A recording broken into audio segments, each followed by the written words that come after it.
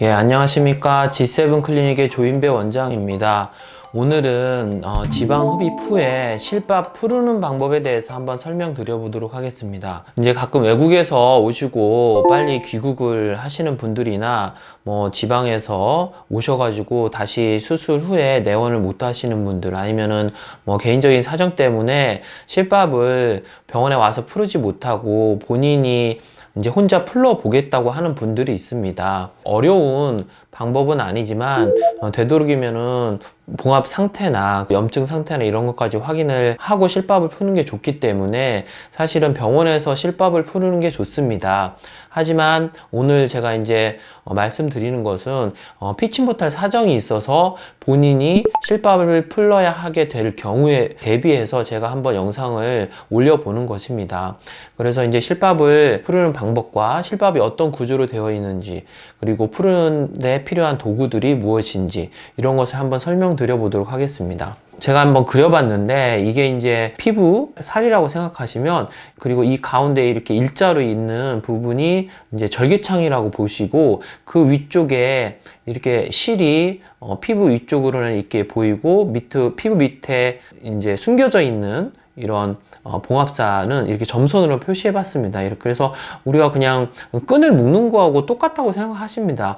이 피부 절개창이 실이 봉합사가 잡고 있지 않다면 좌우로 벌어지기 때문에 흉터가 커지는 것입니다. 그래서 이 흉터가 서로 잘 아물 때까지 벌어지지 못하도록 이 실이 잡고 있는 것입니다.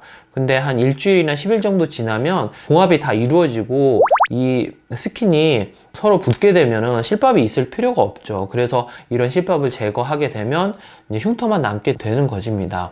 대부분 이제 지방흡입 같은 경우는 심플 수처로 한 땀 이렇게 꼬매는 것인데, 아까 그 모식도에서 보신 모습의 실제 모습입니다.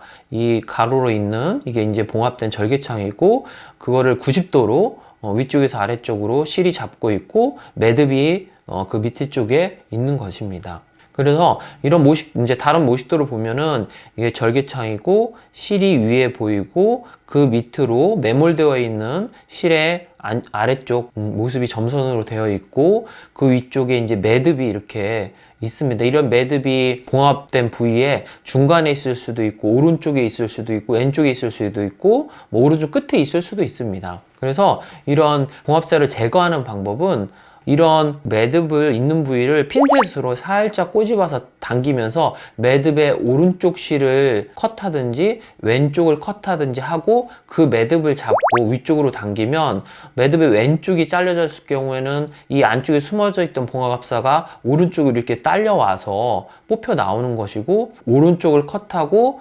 봉합사 매듭을 잡고 당기게 되면은 이 안쪽에 숨어있던 이제 봉합사가 왼쪽으로 이렇게 당겨서 빠져나오게 되는 것입니다. 그래서 제가 이제 스티로폼에 한번 꼬매 봤는데, 스티로폼의 절개창을 이렇게 내고 그거에 90도로 이렇게 슈처를 해 보았습니다. 봉합을 해 보고 다른 각도에서 본 모습입니다.